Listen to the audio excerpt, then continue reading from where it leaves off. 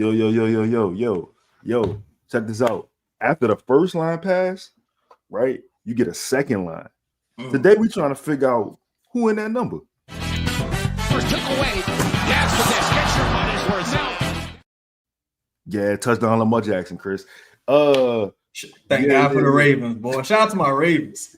Go ahead. Shout out to my Ravens. Go ahead. You already know who it is, man. I'm in here with my dogs, man. You know what I'm saying? We got the DMV landlord. You know what I'm saying? You what more could I say about the brother rapper, active podcaster, you know what I'm saying? Activist, just the all-around brilliant dude, Chaz in the building. Appreciate you, brother. Appreciate that, man. And on this side, we got Larry Hoover nephew,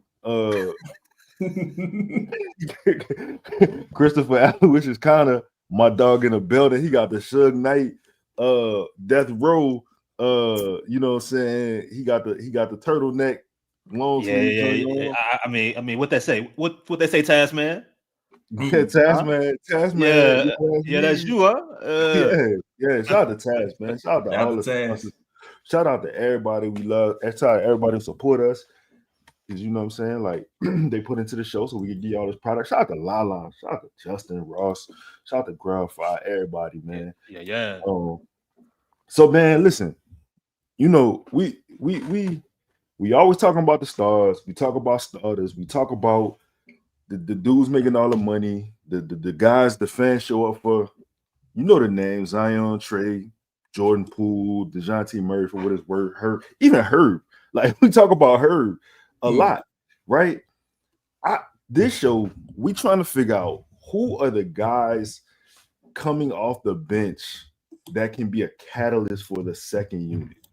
And before we get into the show, I want both of y'all to give me a name. I'm saying Jeremiah Fears, man. Now before I get to Chris, you do you believe he go get a chance to do so? That's the only thing. Okay. I do, just because Crazy Joe gave him an incredible endorsement as far as him being fearless. Now, I think he'll have a shorter leash than some of the other guys, but I do think with, Jose kind of, probably entering training camp a little banged up, there's blood in the water. And, a dude like Jeremiah Fears, he gonna smell that blood in the water. I think even you look at dudes like Scottie Pippen, you look at Stephon Castle, you look at some of these young guys who are having an impact in the league. And from what I saw from what's homie, what I saw from Fierce in Summer League, I think he is a guy that can go on a run, man. He's ready to show to be a physically strong player. Dude like that can go get you 8 points in a spurt, you know what I'm saying, and kind of change the dynamic of a game for, stretches at a time. So I think if he gets the opportunity, he could definitely be an X factor. Chris, before I get your answer, bro, let me just say this. Shout out to my dog Rock. I'm about to listen, man. Week 1, bro. I told you what was gonna happen in fantasy this week. I told you. We gonna talk about that later, bro. But anyways, Chris, talk to me. Who's your X factor coming off the bench for this season? Shit, it better be Derek Queen. Again, same situation with not necessarily is he gonna get minutes, but with he's not gonna be 100% available day one, right? So do you think that will slow down his development, progress, minutes allocation? Like, talk to me about what you think about that. Maybe the minutes, I think for him, I mean, it's hard to catch a car and drive. So I mean, for him, it would be a lot easier if he could start out the gate with the team and get a training camp and everything like that. The fact, unfortunately, that that he won't, I think it's not ideal. But at the end of the day, I don't think it changes what his ultimate role is, which is just simply to be Derek Queen. It's not to fit into a certain area, right? Chaz got me thinking with Fears, and I like him bringing up Castle. I wonder if Fears is from a timing and from a physical stature perspective, if he's ready right away. But I know mentally he's ready. But I guess on the other, the other side of that is with Queen, like okay, so let's say it is Jeremiah Fears. I think that they have certain. They have okay. Oh, Jesus! All right, bro. It's Sunday. You never look, man. If y'all here on Twitter or if y'all in the YouTube comments, you never know. Yeah. You never know. But let's say it's Fears. I think that they're gonna give Fears certain things that they want him to do and to master. I think, and it may, some of those things may go against what Fears naturally likes to do. I don't think that they're gonna have him, in the game, not with Willie Green as a coach, talking about, look, we know that your strength is getting downhill. That's what we want you to do. I don't necessarily know if they're gonna want him doing that day one. They're gonna want him taking care of the basketball, getting guys involved, not forcing the issue. And I think IQ plays, yeah, which ultimately may be good for his development, but I don't know if that works best to his strengths. With Derek Queen, it's just just be you, be the dude that we drafted, because those strengths coming off the bench is gonna make life easier for a lot of the dudes that you on the floor with. And there's nobody on the floor nobody on the team other than Zion that can replicate the full asset of things that Queen can do offensively. Now, before I get into any of my other questions, so basically, y'all are telling me that the rookies are the most important people on the bench. That's what it sounds like. I think when you just talk about like pedigree, and I don't want to discount, because even a guy like, I think if he plays, a guy like Peavy, who's also a rookie, should be like 29.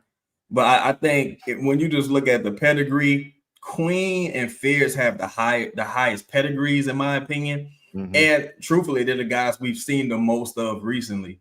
Like, we haven't seen Bay in about a year. He's got to get his sea legs back on the rim. I'm thinking about the second unit. Who you got? Maybe Jose. I think we kind of know who Jose is. Really, a lot of people talk about him in the chat. The real X factor here, talk about it, is Jordan Hawkins. That's the real X factor. Like, if this dude he ain't even got to take another step.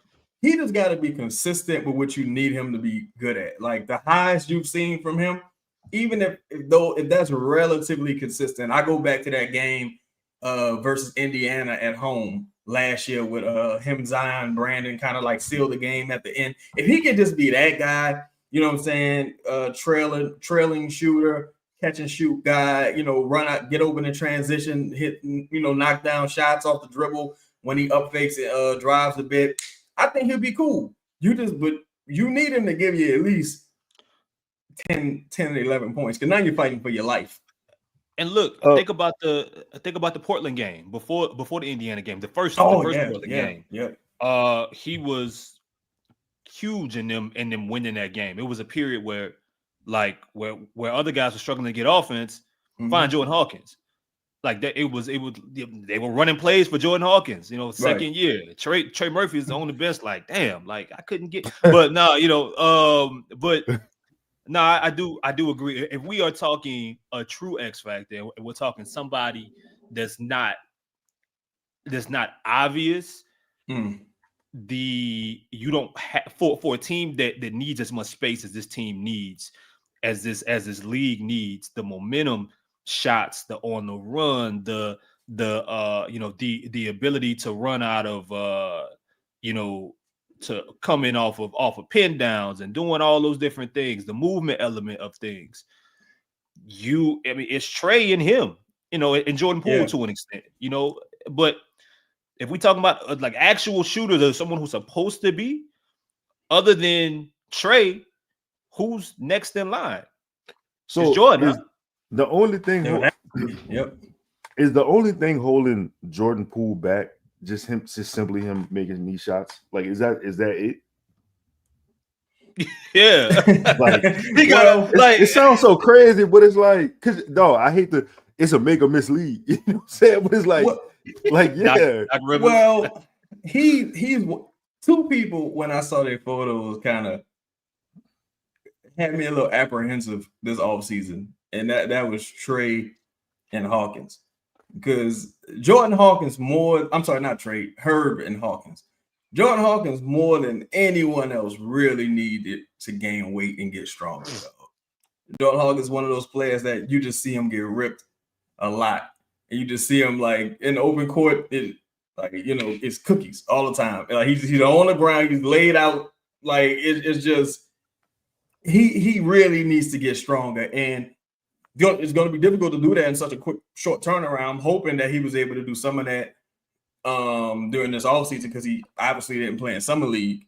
But he's a guy that is that a mistake, Chaz? Is that a mistake? I don't think it's a mistake necessarily because I would have just preferred him just put the basketball down, get in the weight room, dog. Like even if you didn't, because you can find a niche in the league without being an incredibly effective scorer.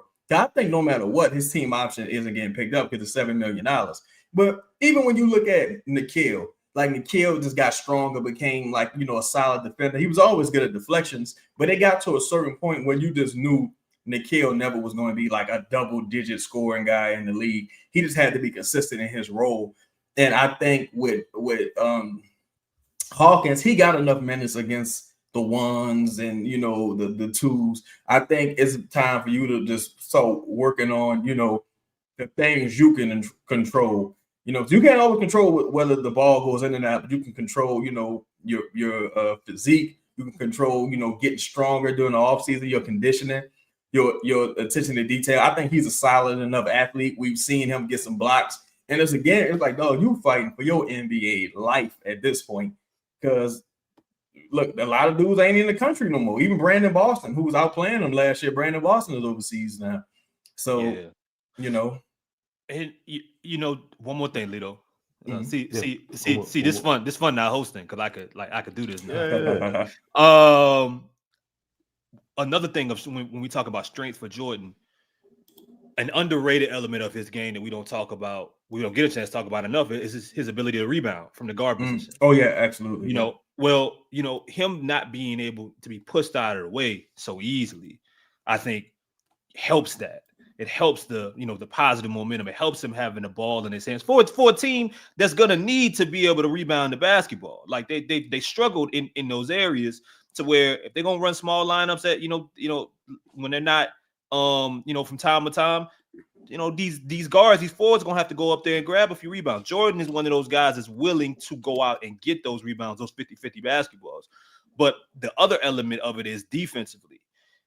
It's not even that Jordan's a bad defender. He's just frail. So he's easily pushed out of position. He's easily muscled out of the way.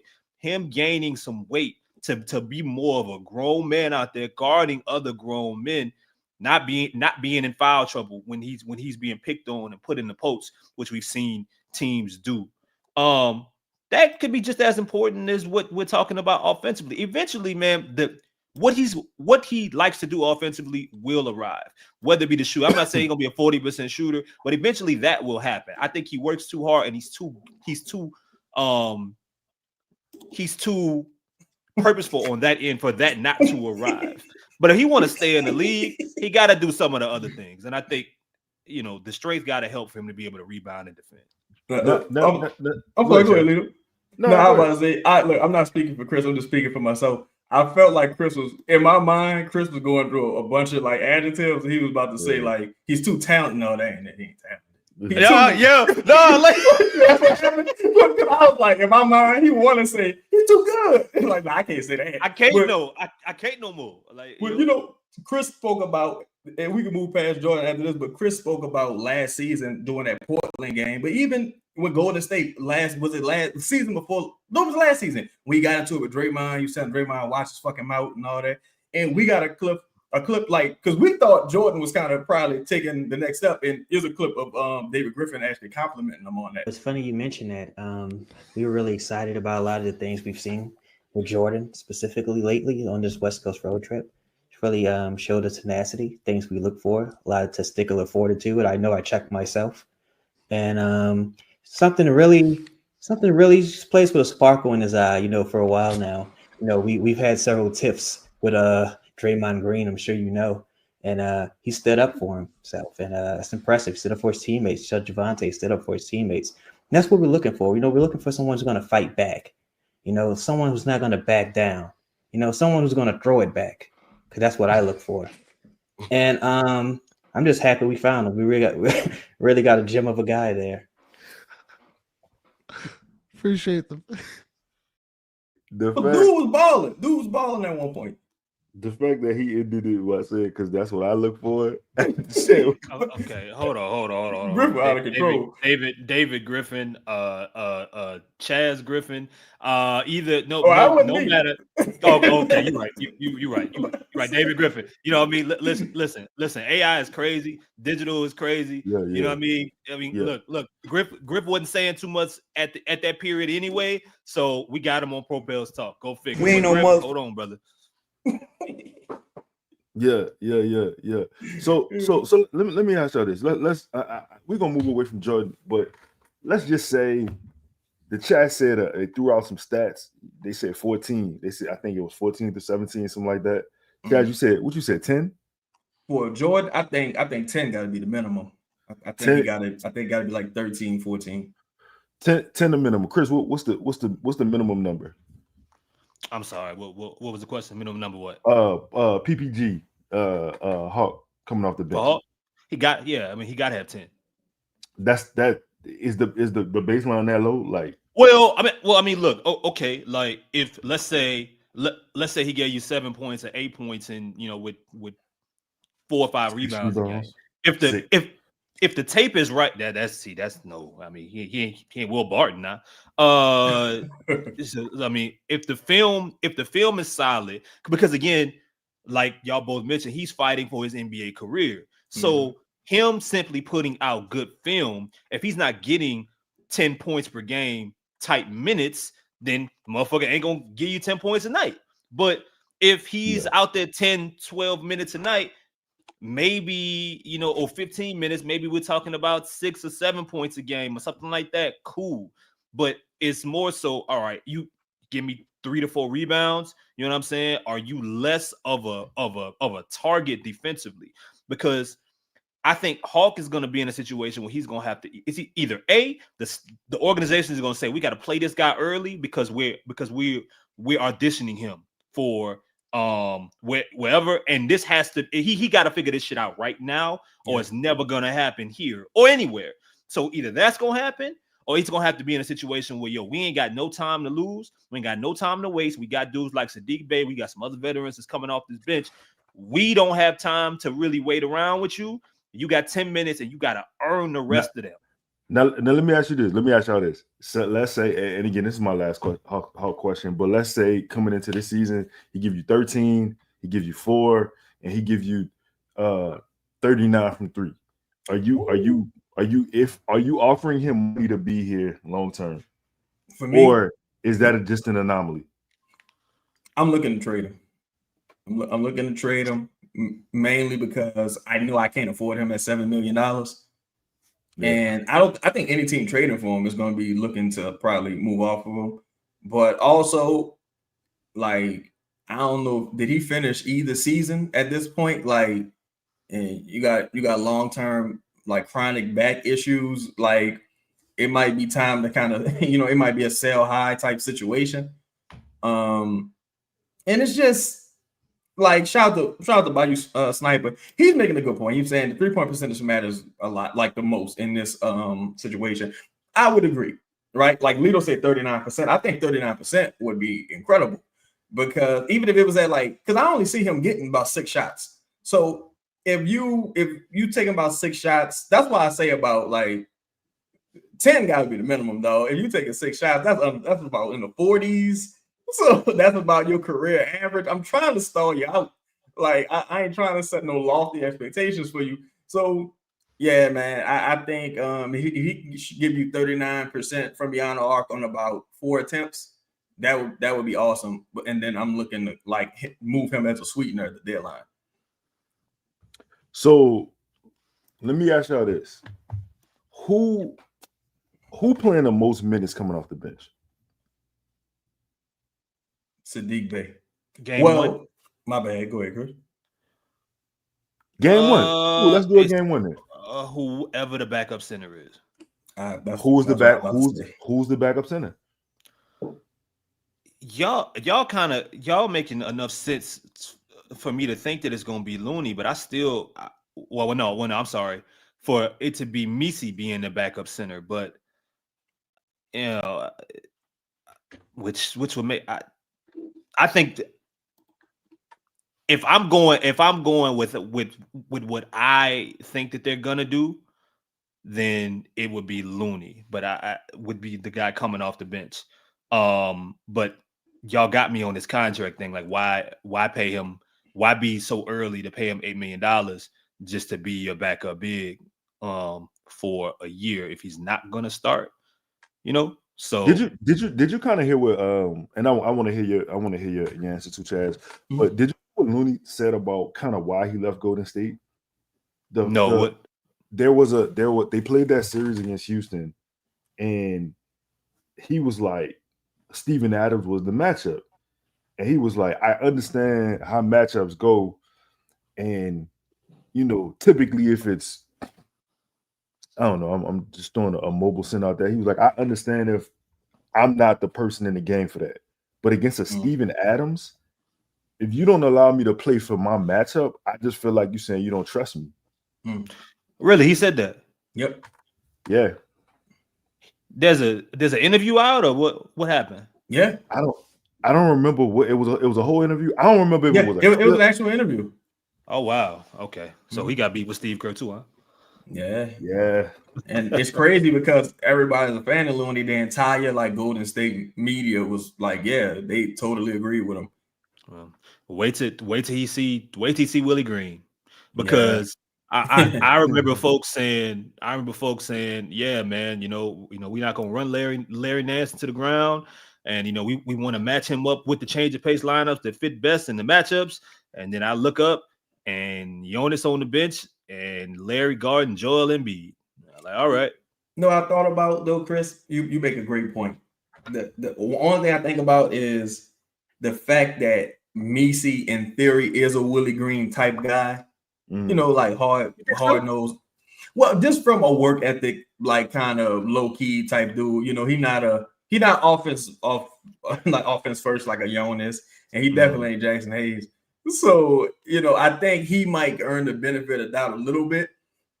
I agree with you though. I think whoever the backup center is going to get the most minutes with the second unit, and maybe the backup point guard, depending on who it is. But also, I think that again, this has been a frail team physically, so you never know who can emerge. You know what I'm saying? Because again, you got a guy like Micah Peavy, older freshman, looked pretty solid in his first game. And as far as with Messi, the reason why I think, not that he on thin ice or nothing like that, but I think the front office kind of we chose Looney. You was here when we got here. Yeah. So we just keeping you around, so it could go either way. But I definitely agree with Chris. I think who okay. You sort of backup center. Let me ask you this. I'm gonna ask y'all both the same question. I'm gonna start with you, Chaz. Give me the Pelicans bench greatest strength and give me the greatest weakness. Defense. That second unit, especially if it's my second unit. We don't gotta get into the names with that. But second unit, I think it's gonna be defense, because I think that's the strength or the weakness. That's the strength. Okay. That's the strength. The weakness is going to be size. I don't, because I think the largest wing you got might be Sadiq Bey or Micah Peavy. Jordan Hawkins would be your two, I would imagine. Jose is your one, if not, it's Fears, and Fears not that tall. Queen, if you got Queen at your backup five, which I don't imagine, but if you did, he ain't necessarily a five just yet. He hasn't really grown into an adult body just yet. Pause. I think the second unit's issue is going to be size, and I think, but their strength is going to be defense. I think it's a hard-nosed defensive second unit. So defense for Chaz and height, lack of height for the weakness. Mm-hmm. What about you, Chris? I think the strength are the.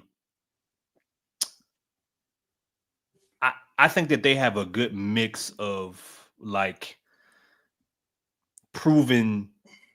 I won't say proven skill sets, but they have dudes coming off the bench that know what their roles are right now, like in the league. You know what I'm saying? They know what they have to do either to survive, to play on this team, to win. Like, and I think that matters. So like Jose knows already that his role is to be feisty, is to guard 94 feet. He's an energy guy, but he's also a point guard. Like he knows that's his. Sadiq knows that his goal is he's gonna have to be a guy that's coming off the bench and guard multiple positions. Whether it's Looney or Misi, both of them know what their roles are.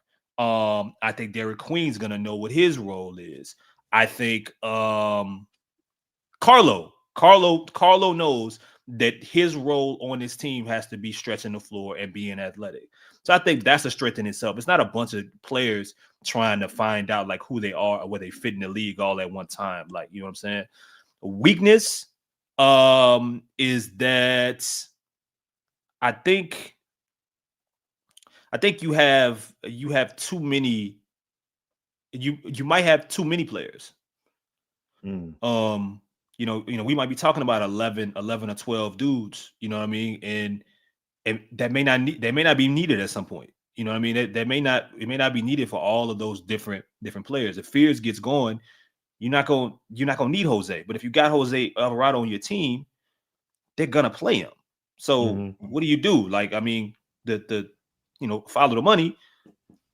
They're gonna make the best financial decision right there, right? You know what I'm saying? Hawk's another guy. He knows his role as such. But if you got Sadiq Bey right now, and I mean, okay, we can throw Hawk into that,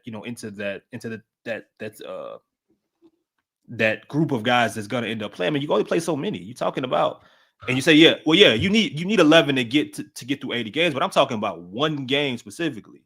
I'm talking about through each game. You need those guys collectively to get you through each and every games when guys sit out. But I'm talking about, I'm treating them right now if everybody's fully healthy. And then I also wonder, like the big man situation, I'm still not convinced that they're going to run as many big lineups as people would hope them to run, because unfortunately with Zion offensively, he makes it difficult from a spacing perspective to run as many of those lineups that you would like to. You got to go small at some point. So now you got two bigs off the bench minimum between Carlo and Misi or Carlo and Looney that you gotta find minutes for. You're talking about whatever starter's gonna be in the game is playing 20 minutes, and you gotta manage how you run these small lineups. I don't trust the coach that's at play to know how to manage that from night to night, and I'm not sure that they all fit well together either. You know what? One more weakness I had I agree with Chris. I was just thinking, for these players right now, even our draft picks, I don't want any of these guys to have to start. If any of them, that's like the biggest weakness. You might have to do it on the bench. You'd be like, well, he can start. Like, let's just say like Jordan Poole, with the Warriors. Like, man, eventually we want him to start. Or he can start if we need to. With the Pelicans, the only person that I might say, well, shit, they could start is if Misi was coming off the bench, or if like the Sadiq Bey that I last saw was coming off the bench with Atlanta. But for the rest of the guys, I'm like, if they had to start, like, this is the best we got. Like, if it was a Daniel Tice type situation, I would be alarmed. But that's just with the roster right now. Still got some time. Because look, Chaz and Lito, I think like they eventually run into situations every year where they run out of depth. So it's not a bad thing to have this amount of depth, but there will be a time when these guys are healthy. And specifically, if we're talking about the power forward center position, I worry about how the coach is going to be able to handle it. I worry about how the coach is going to manage minutes between Derek Queen, Carlo, Misi, and Looney, and small ball lineups. He's never had those amount of assets to play specifically between those positions. And just because Joe Dumars says that they want to go back to playing more double big lineups doesn't mean that the head coach wants to necessarily do that. It's going to work, or he knows how to properly manage those. So is there enough? Like, that's my thing. Is there enough proper minutes to even go around for those four? When you're talking about 3 out of 4, probably deservingly should play at least 20 minutes a night. Also, go ahead, Lito, go ahead. No. Go ahead. Well, I'm about to say to Holly 'Cause I Grove's had a Steve question. point, and to Ron, shout out to Cole. To both of y'all points about Queen, I'm gonna ask Ron and Cole first. Well, I'm not considering Queen into the equation until he's back.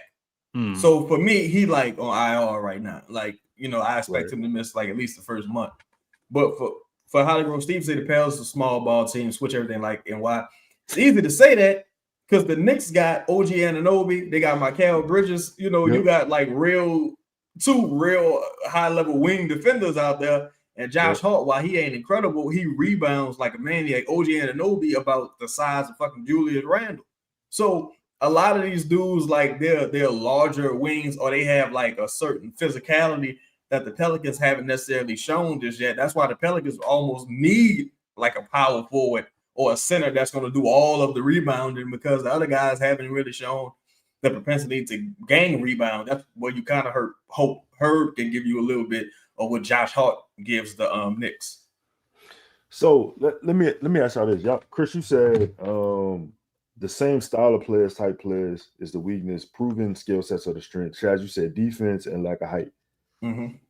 So with the defense, if I needed a stop, right, mm-hmm. who's the defensive stopper coming off the bench? Damn. See, that's why I say I'm gonna be honest with you. If it was me, Herb Jones is coming off the bench.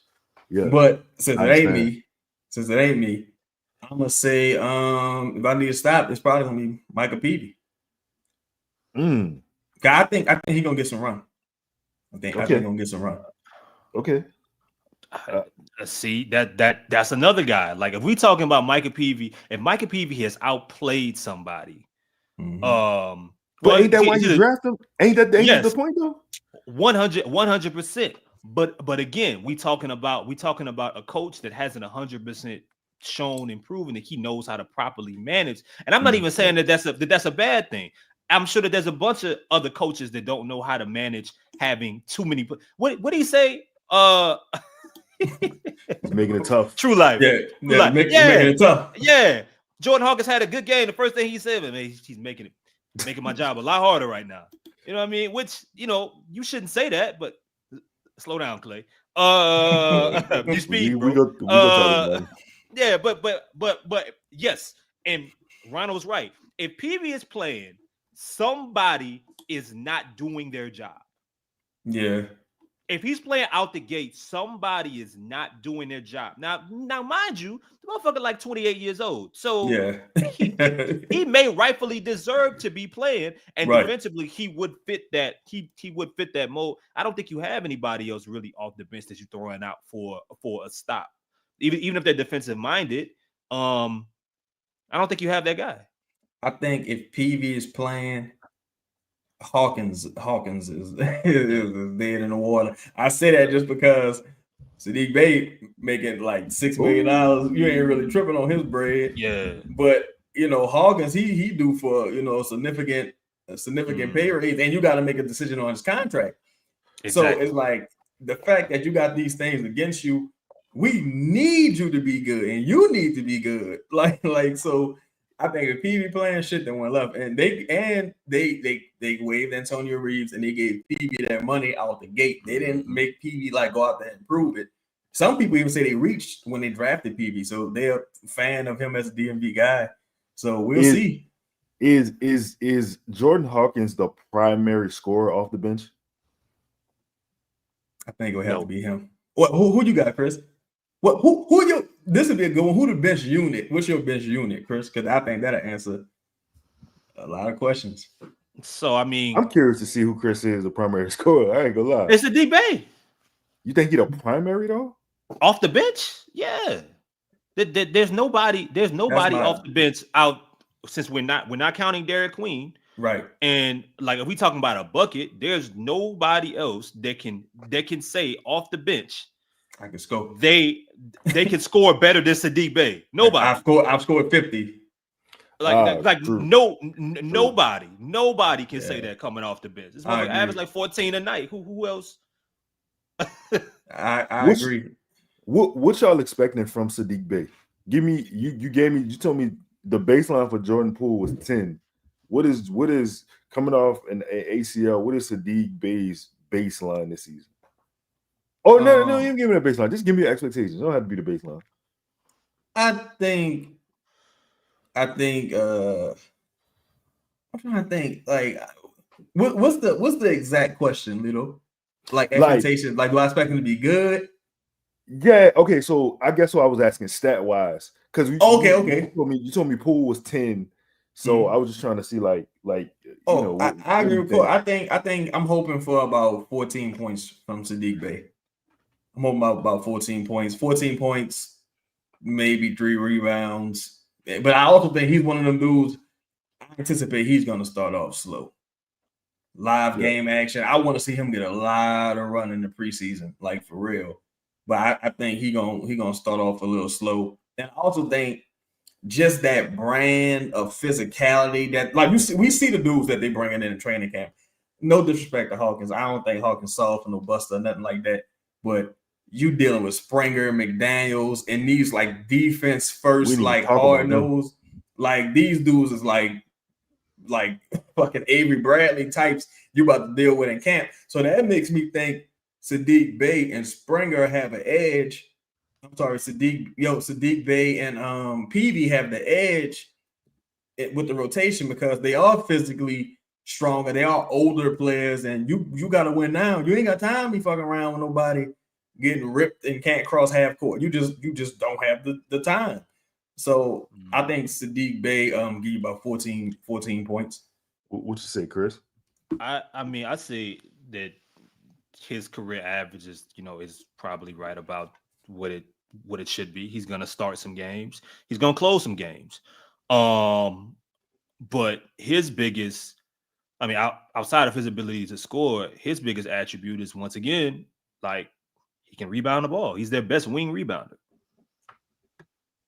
For his career, he averages like 5 or 6 rebounds a night. Like that by itself is gonna earn his minutes. He's a better rebounder than Herb. Shouldn't be a better rebounder than Trey, but Trey averaged about 5 last year, so maybe he's turning the corner there.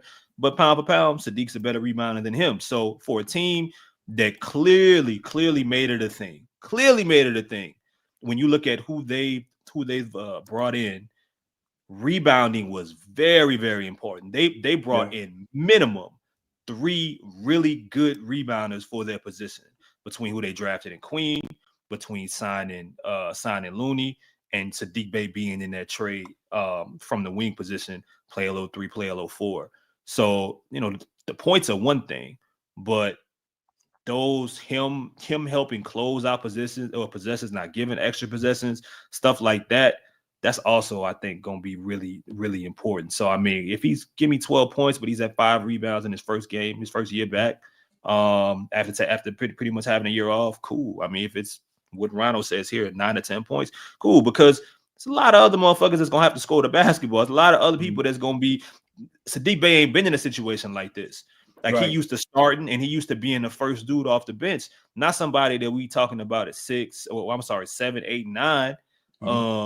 So it'll be a little bit of a transition for him. And y'all said, I think, Chaz, you mentioned you think he's going to start out a little bit slow. That could also be a thing. So, we'll see. I think. Go ahead. I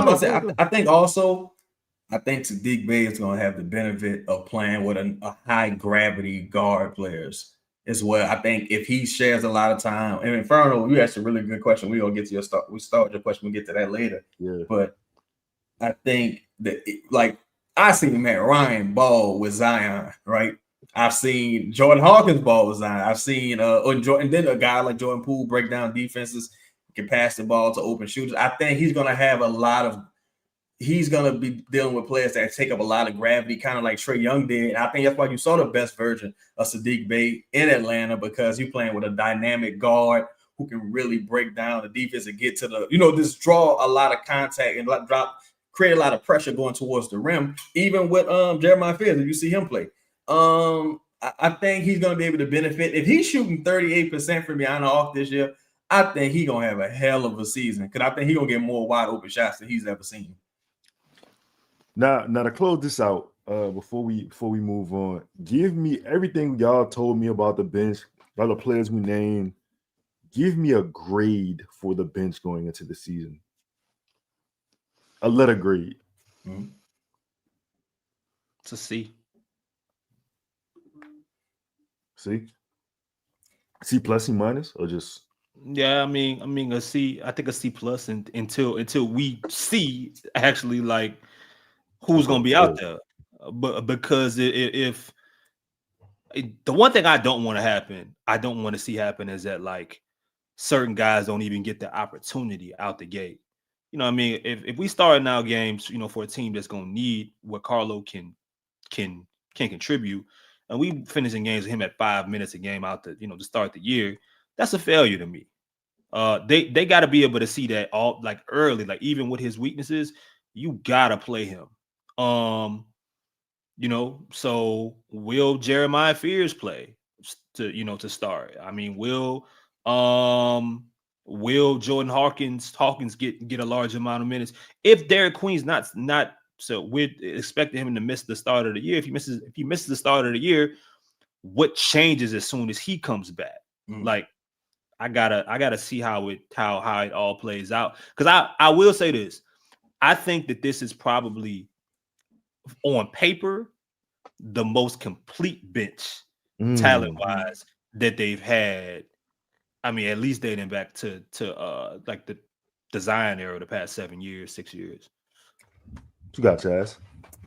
I'm gonna say a D, but it's like depends on if you turn in your test on time, because it's like I just feel like this is not enough shooting, and that's with the roster generally.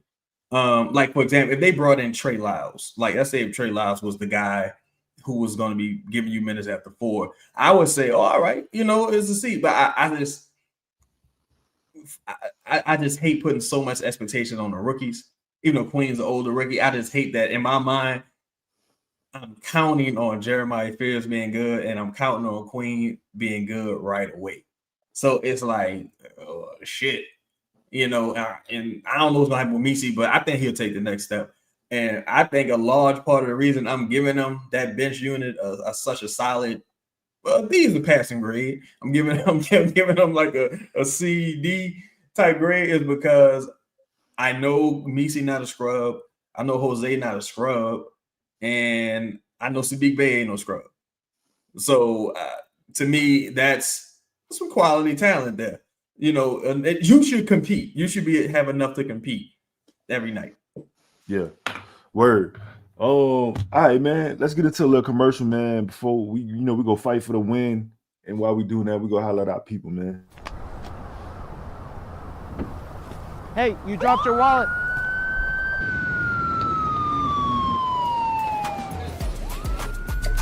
And this just in, attorney Scott Vicknair was seen chasing an ambulance. Wow. For real? But that's David Vicknair, not Scott. I'm still confused. Ambulance chaser? Hey, you dropped your mom? My wallet. Oh, thanks, Dave. Thanks, Dave. Appreciate you, my dog. Shout out to Dave. Hey, Chris, let me ask you this. What's up? Is Future the rapper? Is Future a generational talent?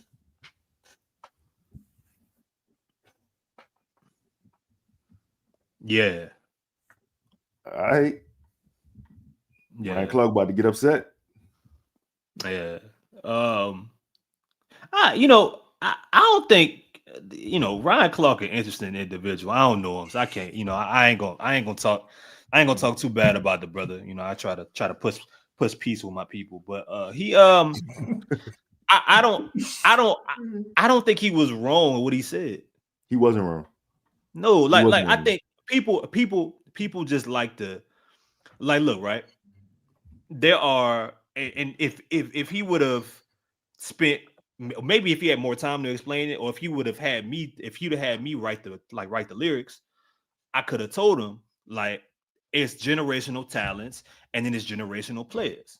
Like a generational talent is like a 5-star recruit, can't miss, rocket arm, 4.3 speed. They do certain things that you only see in a generation.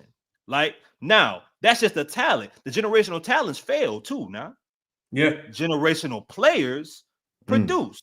You know what I'm saying? Like it's totally different. Like Drew Brees wasn't a can't miss talent when he got drafted. He wasn't a can't miss talent when he came to New Orleans.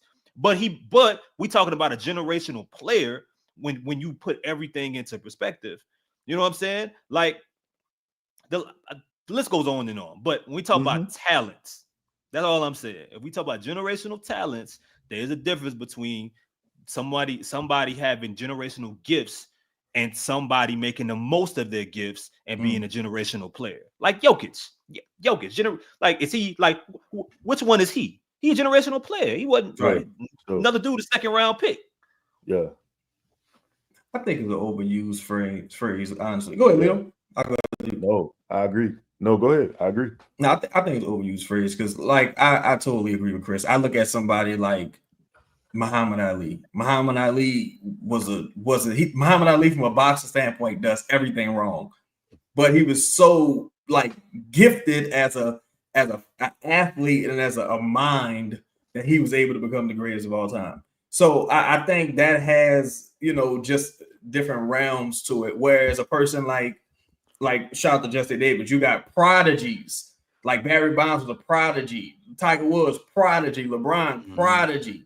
Like some dudes are just like, they get the most out of their career. There's nothing more that they could have gotten. Like, what I'm saying? They didn't leave nothing on the table. Then you got some people that's like, you left a lot of money on the table there, dog. Like even let's say Yao Ming, for example. Yao Ming, extremely skilled, big. But he left a lot of money on the table, with his injuries, stuff like that. Tracy McGrady, extremely talented player, left a lot of money on the table. Even Chris Paul. Chris Paul is not a gifted athlete. Chris Paul is not that, but he's a generational player. But if he had a little more, if he had generational talent with his mentality, with his skill set, he would be the greatest point guard of all time, probably. There you go. So, I totally agree with Chris. Totally. I agree with both of y'all. Shout out to Young Prospect. This is an excellent there you go. There you go. So Ryan Clark, and you might not hear us. Well, maybe you hear us say this sometimes, and maybe you won't going for it. But like, give him a little respect to Ryan Clark was right. You know what I mean? He was right. And in all honesty, like, who he said? What did he say? Brady. I don't even know what he said. He said Brady, Breeze. Damn, I can't Peyton find a tweet. Peyton Manning. He didn't think that they were generational talent, and he's not wrong. He's not wrong. Peyton one a little interesting, but he was to me, he was more surgical. Yeah. He was more surgical. He was more computer like in his like the arm talent. It don't necessarily jump off the screen to be like, yo, this motherfucker. Look, if he was a generational talent, him and Ryan Leaf wouldn't have been in the same discussion. Yeah. Like, you know what I'm saying? You know what I think defines generational talent too is if you could play multiple sports effectively. Like LeBron in the NFL would have been a hell of a player. Like he might be. I mean, he might have Jimmy Graham, might have been Jerry Cook. Who knows? But he would have been an NFL player. Like, what's his name? Was it Elway, hell of a baseball player. Yes. Could have really played baseball and been like a real person. Deion Sanders, like could have really played. Aaron Donald is a fucking freak of nature. Like, some of these dudes are just like super, like physical freaks of nature. But I do think where Justin Davis made a great point. I do think that, between the ears, for sure. Could be because Peyton Manning was a fucking robot, and he went through a stretch of time where he was just everything is at the line. Even Drew Brees, Mike 5'9" with that spaghetti ass noodle arm. Mike 5'9", kill. Like, it was a point in time where you just couldn't fuck with these dudes like at the line, and that just their ability to read defense, that's just between the ears, man. So Bo you Jackson, know, that's another great one. so okay, I'm glad he said that, and I'm glad Prime. Chad said that. Prime Somebody prime generational, 100%. Oh, absolutely.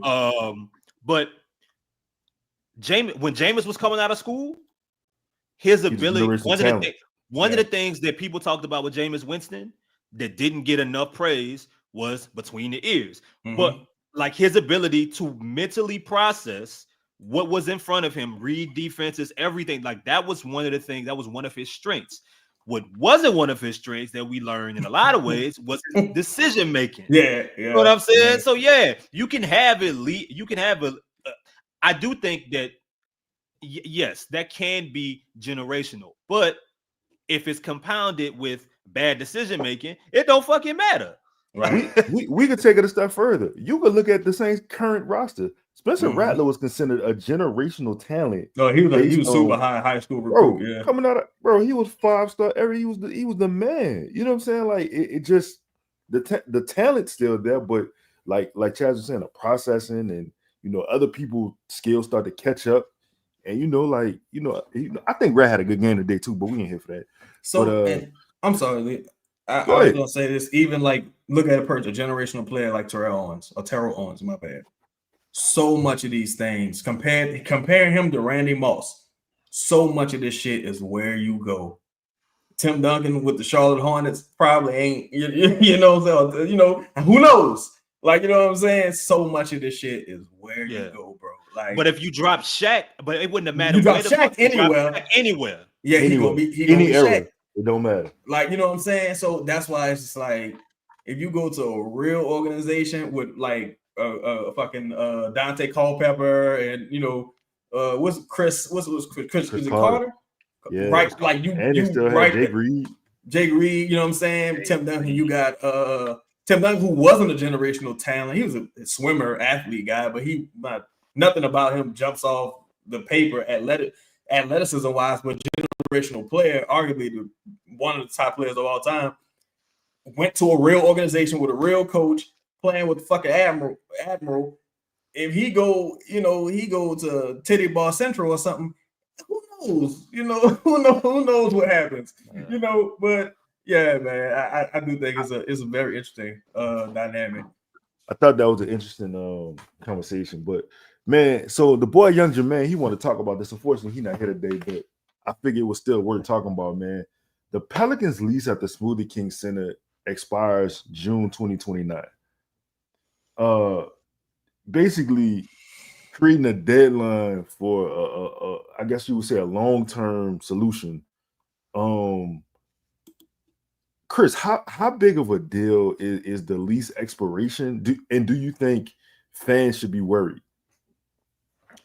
I think fans should always be worried when you come close to this type of situation and the building is bad, and on top of that, you've heard inconsistent things about even renovations. Like I think last year, it wasn't around this time, it was earlier, maybe around June or July, we heard that like they were planning on making some big renovations around the arena, and then it went away.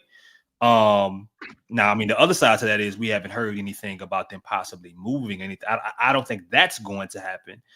I just think it sucks because the arena is so bad. So no matter what, it's like, okay, if you renew the lease, like if I live in a trash can and I choose to and I decide for the next 5 years I'm gonna continue living in a trash can, you know what I mean? What am I doing? Like at some point you need an upgrade. I need to go from a trash can to the street, or I need to go from a trash can to getting a job, or a really nice, like I need an upgrade, of sorts. You live like Oscar the Grouch.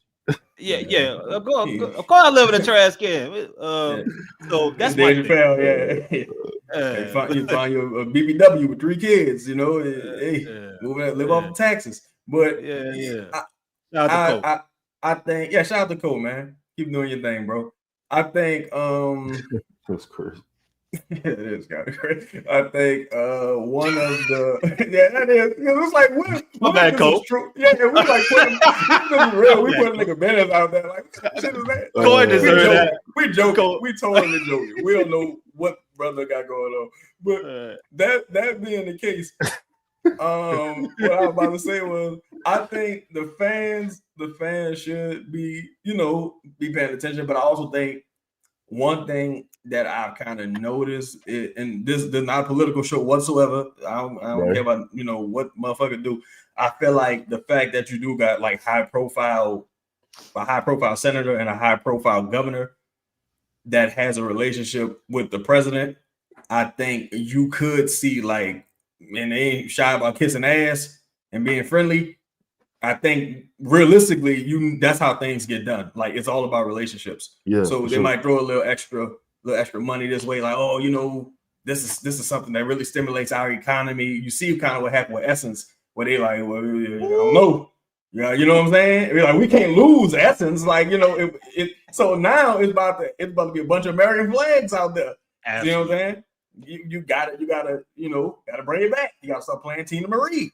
So they about to you gotta bring it back home. So I think the political side of it is kind of going to give you some assurances. And I think with Joe Dumas, shout out to Master P, much like what you see Master P doing at UNO. I spent a lot of time living on that side of Gentilly near the lakefront. Like UNO, it wasn't always you know what I'm saying? It was So now you got Pete, you got Pete there. And you starting to see some renovations. You're starting to see it be a place where people want to be. You hear about CJ working out there. You hear about Zion working out there. You see evidence of Zion working out there. You know what I'm saying? And they're recruiting some high profile like mixtape athletes to come to UNO as well. So I think you seeing that, I think that's going to transfer to other areas in the city as it relates to sports. And I think it may not be Smoothie King Arena, but more than likely, that's what it's going to be, and I think you'll see some updates. Hey man, so shout out to hold on, because we talk about Gentilly. Shout out to Community Grocery, man. You know what I'm saying? Oh yeah. You know what I'm saying? Shout out to Miraboo, man. Miraboo. What's over there now? Is that Conseco's? Conseco's, yes sir. That Conseco, yeah. I used to go to Chinese Tea Garden right there. Yeah, it's still there. Yeah, man. I used to steal out that Exxon gas station before Katrina. Boy, I remember when that gas station on Franklin had the Soldier Slim. Was it Vasquez? Yeah. What was that place, man? What a dude. No disrespect, the dude passed away and they closed it down. It was on Franklin. The crawfish place was across the street, and they had the fire ass chicken wings there. I think it was Vasquez. Man, this about to upset me because them crawfish was good. What was the name of that crawfish place? South Show. That's South Show. It was South Show? Yeah, the crawfish place called South Show, and they had a place next to. I think the shit was called a Flying Cow or something like that. And we deep in the lakefront Gentilly. Shout out to Millie Boys home, man. Free the guys. Shout out to Millie, man. I still bring my daughter over there to play, man. You know what I'm saying? We keep on the store. Let me ask y'all this: what, based on y'all perspective, what changes or upgrade? Well, before we get there, do they need a new arena, or would a major renovation would that console you? It's gonna have to be a major renovation. Like just you don't think the new arena, you don't think they funding, time, I don't think they could pull off a clean demo. Placement. What you gonna do? The convention center? Not gonna do that. Too many meetings. You don't really want to move. And the beauty of it, the reason they got it made, if they really want to put some money into it, it's right next to the Superdome. So you know what I'm saying? It's like it's literally right there. The placement don't get no better. Because you can literally wander into the Smoothie King Street off the street. The thing though is they still got the placement wrong. Cause it's like it right. All right, so I agree with you.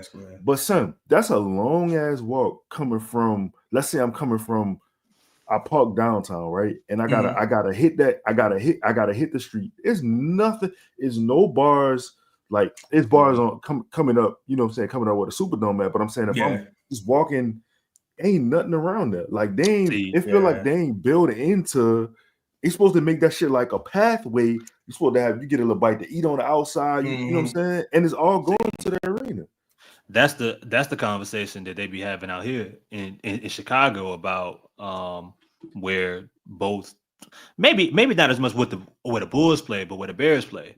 They trying to move the Bears all the way to a suburb where the Soldier Field, even with all the historic shit, is right off of Lakeshore. The convention center out here isn't that far away from there. It's over there. But problem is, if you leave a Bears game, ain't nowhere to go.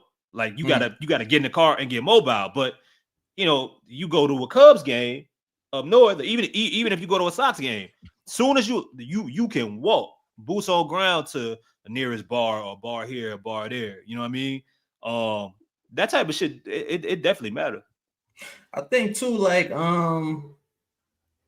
the fact that they do have trouble getting people out. Like I don't care what they say, y'all do have trouble like filling the arena with casual people. I think they do count on people who just in town, because you don't know all this motherfucker be in town from France on a Wednesday, just in town. Yeah. So I think they do. Yeah, I think they do count on casual people kind of filling in, you know, the arena, almost like they bar diving into the damn arena. You know what I'm saying?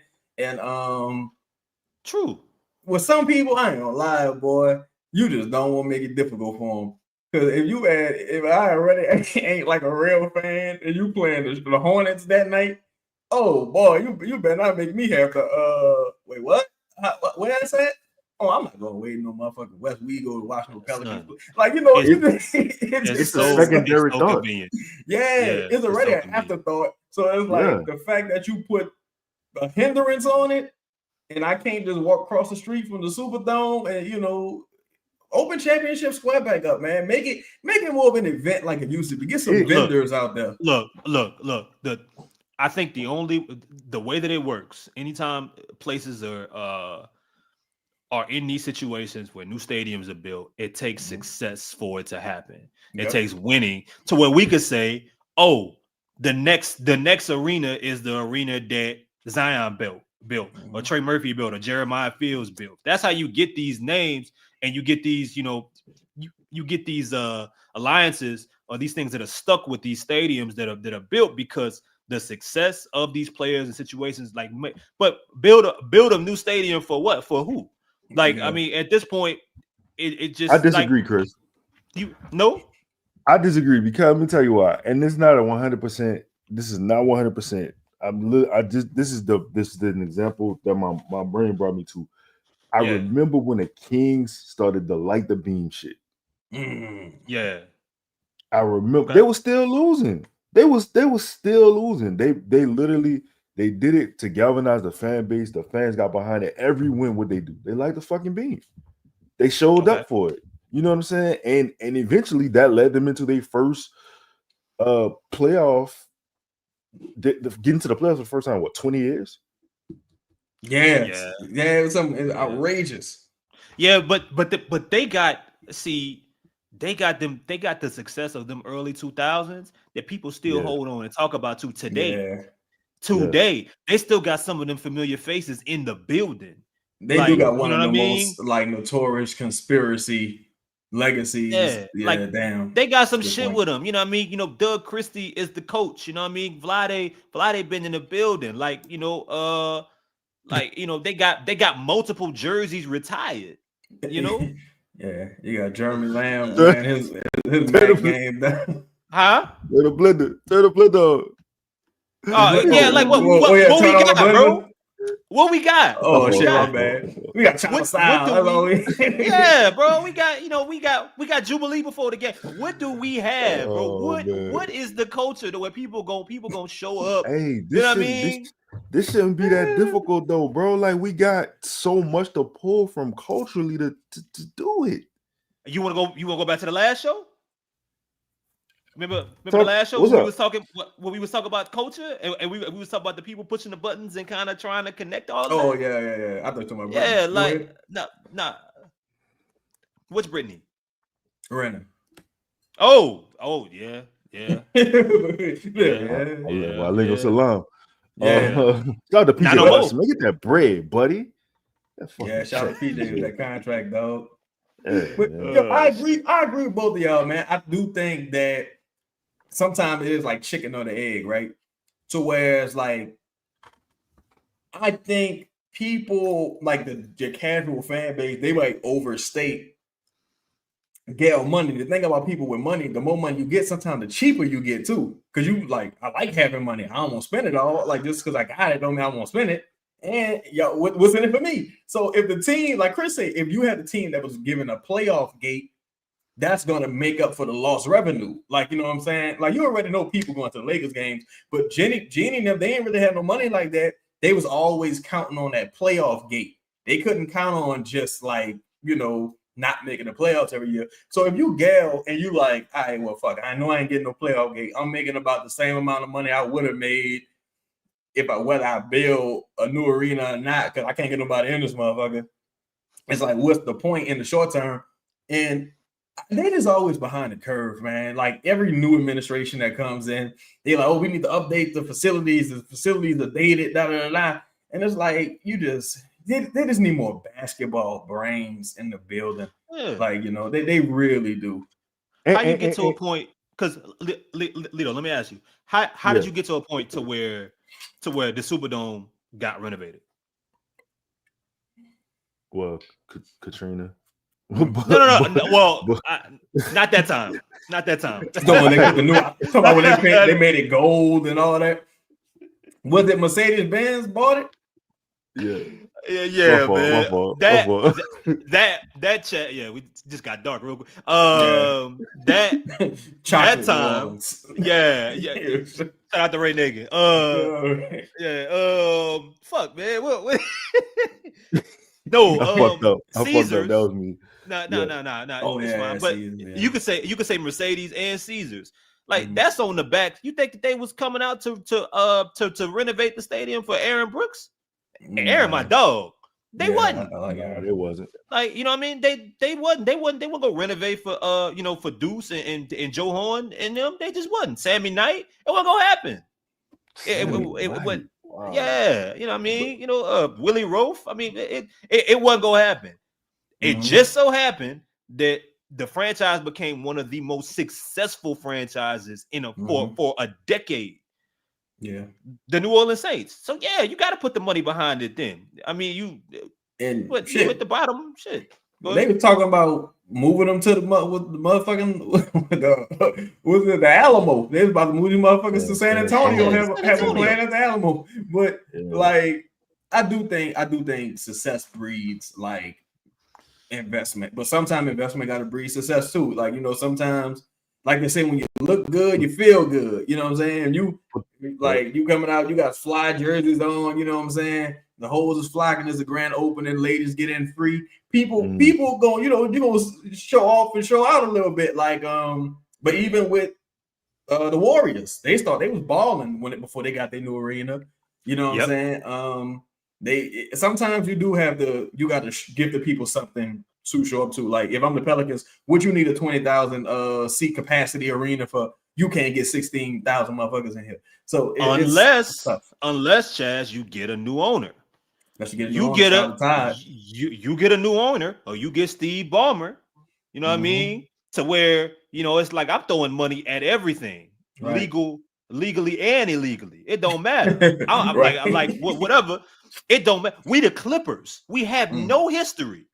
Yeah. No history. We've been the second brother, and I'm still going to build this state-of-the-art facility. And can't nobody stop me because I'm Steve Ballmer. I'm new ownership. This is what I'm bringing to the table. We got to change. We got to change the perspective, change the view. Now we don't look at the Clippers the same way we looked at them 5 years ago, 10 years ago. During you know what I'm saying? So that's something else that could change that, Lito and Chaz. I think if you ultimately bring in new ownership, because new ownership saying, like, this under my watch, this gonna look the way I want it to look. And right now it look like shit. I'm not saying that's what it looked like. That's what he might or he or she might be saying. I mean, it looked like shit. Most importantly, though, Say, Cole. What they mean? What they mean?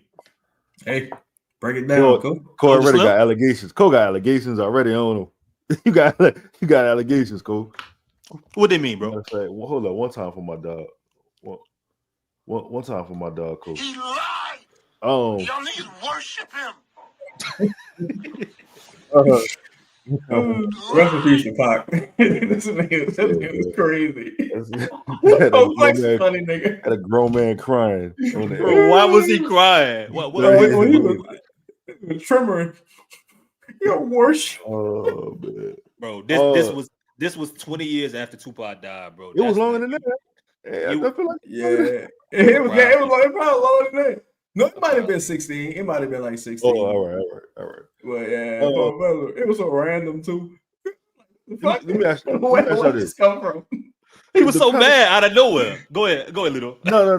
If the Pelicans don't get, this is my last question about this because I'm gonna have fun too. If the Pelicans don't get a long-term deal, like I don't know, soon, what is the next move? Like what we do next? What we do now?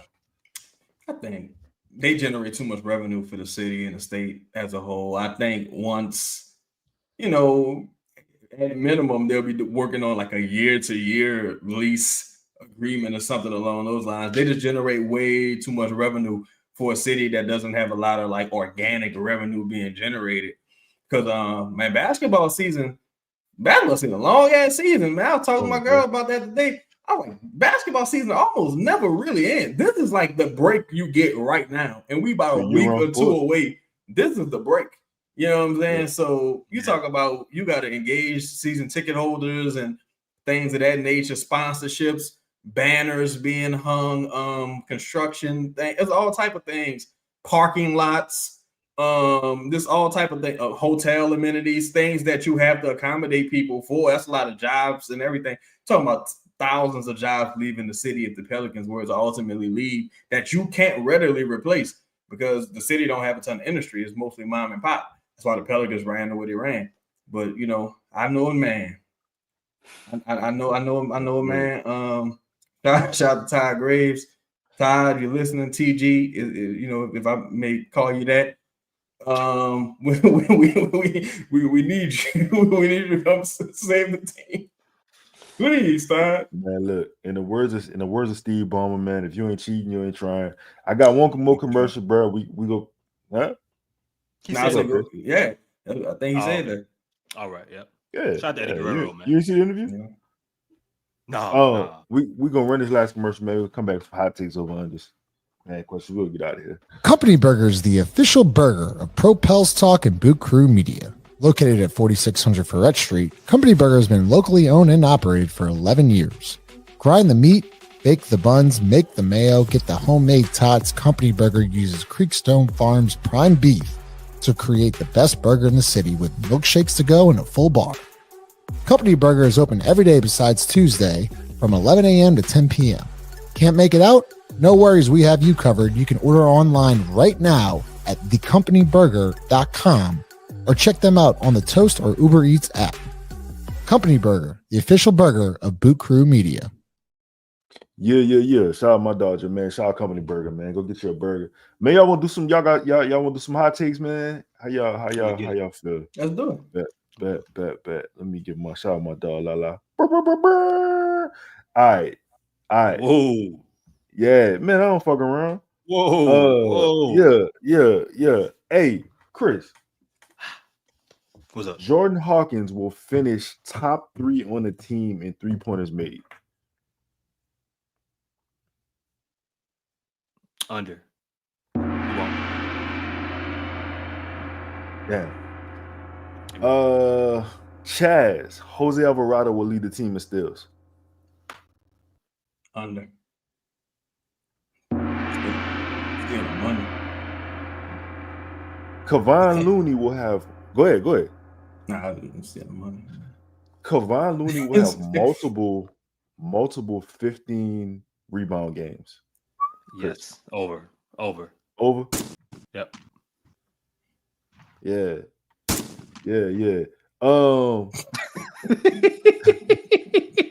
I couldn't find it. I couldn't find it. You know what I'm saying? You buying And to let time, go bro. one go at a time. You know what I'm saying? Chad, That's crazy. Chad, That's crazy. that was That crazy. is. That was crazy. Chad, Mhm. give me the minutes, the ranking. Okay, how I want to ask this question. There's Queen Peavy. Give me most minutes, middle, last. Who gets the least amount of minutes in that group? Queen. Well, damn. I'm gonna say PV gets the most minutes. Only reason I say Queen get the least because of injury, and Bears. I don't know. It depends on what happens with Jose. I think the safe bet is PV, Queen, Fears at the least. Word. My dog Micah Peavy. Say, Chris. You. Over under. Jordan Hawkins 2 3-pointers a game. Under. Boy, you God boy. dang. God, yeah,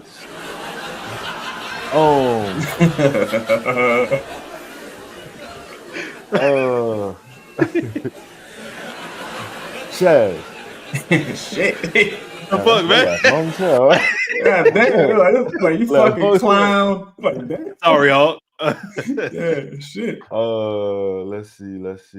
Chaz, Kevon Looney. Over under 7.5 rebounds a game. Who that? Kevon Looney. Kevon Looney. Over.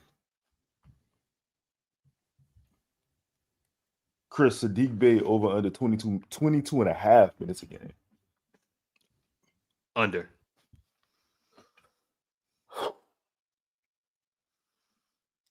It's for both of y'all. This question is for both of y'all. Fears, Queen, and PV.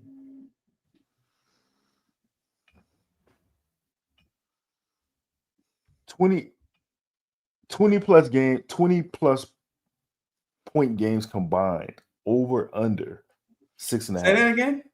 Queen, Fears, and PV. Right. 20 plus point games combined. 20 plus point games. Yeah, combined? like. Oh, what? Yeah. What? So you want like a number? No. With them combined, like they 20 plus point games. Yeah. Will it be over or under 6.5? As a group? As a group. Oh. I'm gonna say over.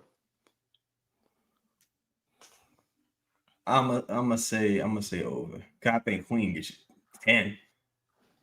Over. Yeah. All right. Last one.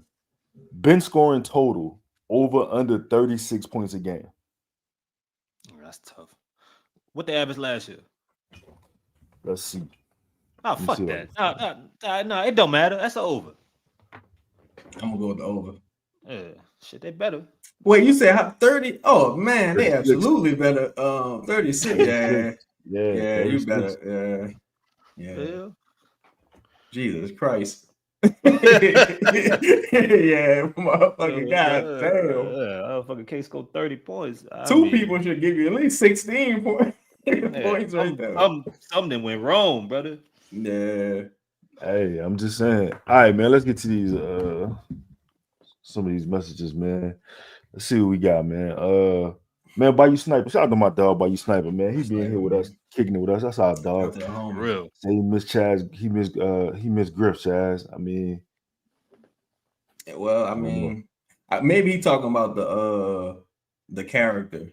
Maybe I'm gonna give Bayou Sniper the benefit of the doubt. So he talking about like the character, but Elvis left the building, man. He took his baby all with him. You know what I'm saying? It's funny, you don't hear about nobody rushing to rehire him.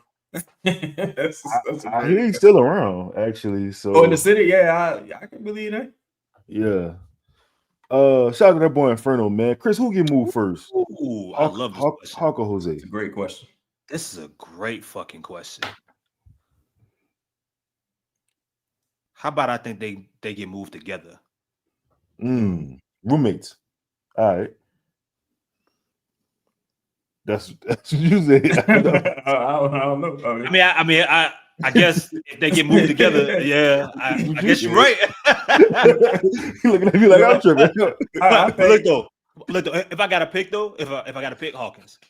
No, I was thinking if I had to pick, I'm gonna say Jose because Jose money guaranteed next year and Hawkins not. Oh, yeah. Worst case scenario, we yeah. just like we're the wave, son. Yeah, But yeah. And Jose is standing in front of some like your latest investment. You know what I mean? Mm-hmm. And look, I meant to tell y'all. Well, I sent it to Lido, Chad.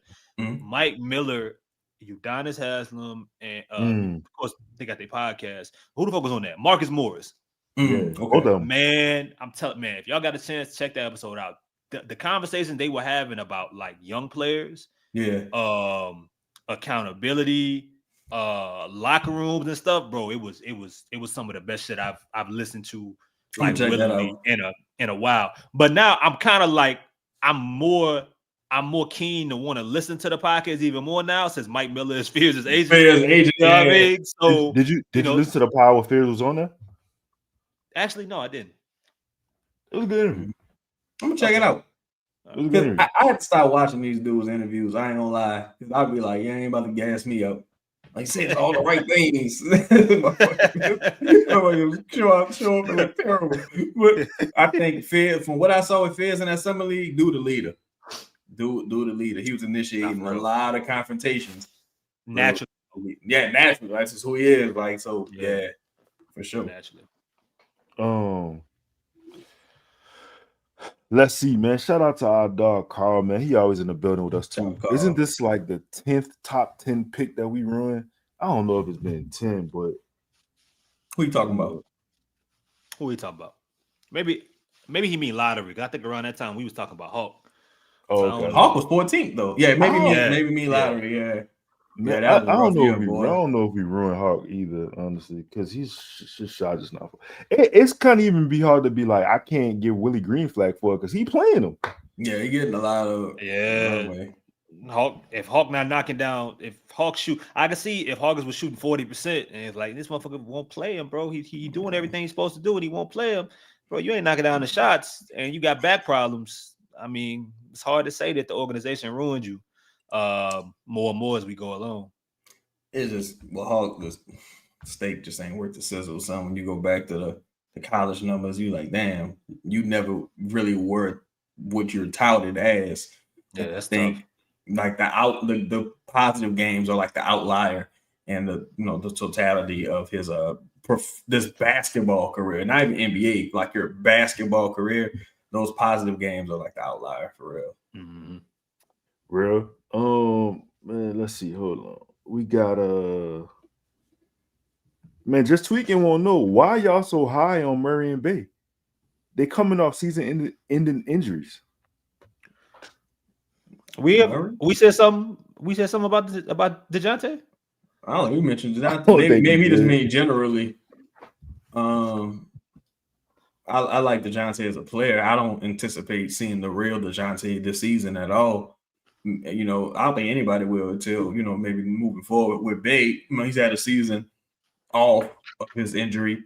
And I don't think the expectations for Sadiq Bey are super high. I think they're just pretty reasonable, honestly. Agree with Chaz. It's not like we expect him to complete his average.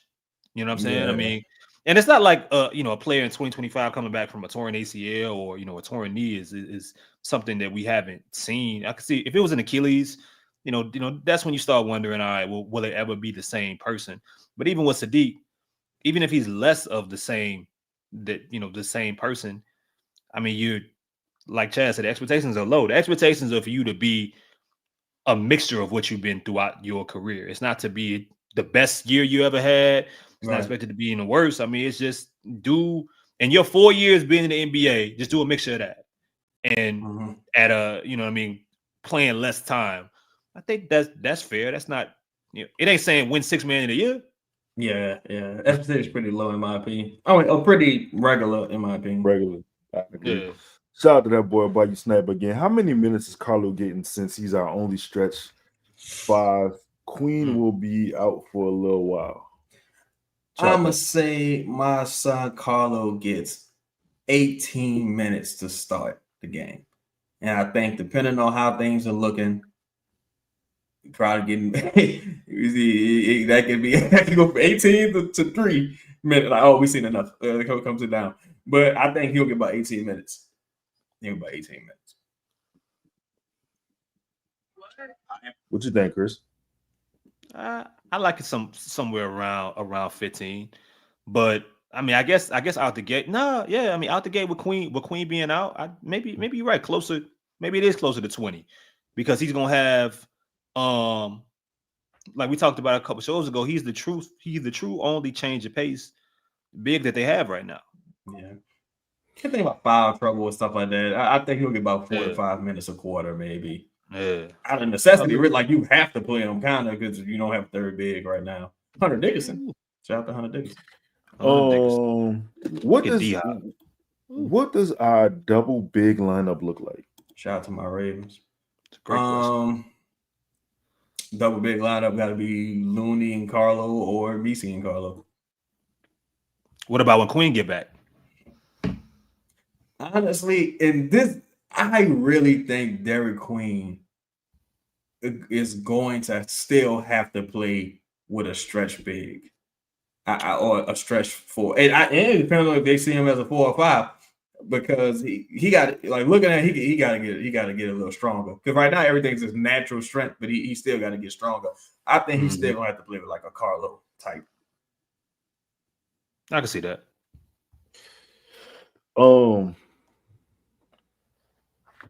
Damn, say Chris. What's up? Young boy is a generational talent. Yep. I ain't mad at that. I ain't gonna lie. Yeah, I mean he ain't. It caught me. I got interested in listening to young boy music a little bit later, but he wasn't made for my generation. Like, he's a generation after me. So, but yeah, I mean, the numbers speak for itself, bro. Like, definitely.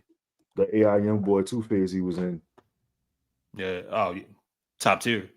Yeah, he was somewhere. I don't like this though, Zilla. I don't like how you said Future had too many advantages. I don't like that. I don't like how you said that. What you think, Chad? Nah, I think Future he had advantages for us. He's from a popping ass city of music climate around the time where streaming was popping, so he was able to transition perfectly, and he had the Drake alley-oop. But he also was consistent. The hardest thing it is to be is consistent. Because where's Trinidad James? Where's where the God bless the dead? Where the Migos right now? You know what I'm saying? Where a lot of people that had some major advantages and stamps, bro. People milk that Dungeon Family shit, bro. To where like, he came from a Dungeon Family. He's supposed to do that. Yeah, well, I mean, he didn't even take the route that a traditional Dungeon Family rapper did. Like was rap. So like, you know what I mean? Sleepy Brown or something. Yeah. How many other? So okay. Why nobody else do that? Why wasn't Field Mob? Nothing like that. Why didn't Field Mob become Future? Like, what? Man, I love the Field Mob too. And Phil Mob may deserve that. My bad. Yeah, that's my. He was like, why them motherfucking bums? I'm like, God damn. What I will say is, dog, I ain't gonna lie. It really don't matter what advantages you have sometimes. If you ain't got it, you just ain't got it sometimes, dog. Like, shit, you had, no disrespect, shout out to like Votto. Right? Votto was with DJ Khaled, and Votto could rap. But DJ Khaled was like, no, not you're not on the we take you're not gonna be on none of them. Crazy enough, he was signing Cam. Cam was pushing him, but he felt like Cam was too big of a star, and he wanted to get out of that umbrella. Do his own thing. Man, to go to Khaled. It was like, I don't know, man. Dog. I don't know. Sometimes I'm gonna just say this to Zilla. T5. He does it, family. And the crazy thing about him, Future original name, I'm not gonna pronounce it because it's crazy, but his original rap name, he wasn't going nowhere with that name. What was it? I forgot. What was it? It's Meatball. Dog was out here named Meatball, son. You know, especially not in that era. Probably not in that era. But though sometimes I ain't lying. Bro, this is a crazy day and age we live in, dog. Motherfucker can will themselves into being like I never forget this, dog. This dude Trinidad James said it was a complex meathead. Oh my god. Oh my god. Yeah, that's kind of wild. Meathead. And it's disrespectful, bro. You could have got away with meatball with meathead. That's a little wild. I'm thinking about man, I'll never forget this. This one I just knew the game was over. No disrespect. I remember Trinidad James did an interview. He said, yeah, man, when I look in that mirror and at that ugly motherfucker, I believe in that ugly motherfucker. I believe. I said, yo, it's over. Like the game is over. But shout out to Trinidad James, man. Shout out to Trinidad James, man. Yes, listen, man, that's the show for the night, man. I ain't really got nothing else. You know what I'm saying? Shout out to the guys. Appreciate my dogs pulling up on us. Appreciate y'all in the chat, man. I don't really know if we had a Twitter link tonight, but if you was watching on Twitter, we appreciate you. We didn't. Shout out to the people that's in here from the YouTube, man. It's love, man. Yes, sir. We appreciate y'all always pulling up, and we'll see y'all on Wednesday. Meathead. That's meathead, man. That's crazy.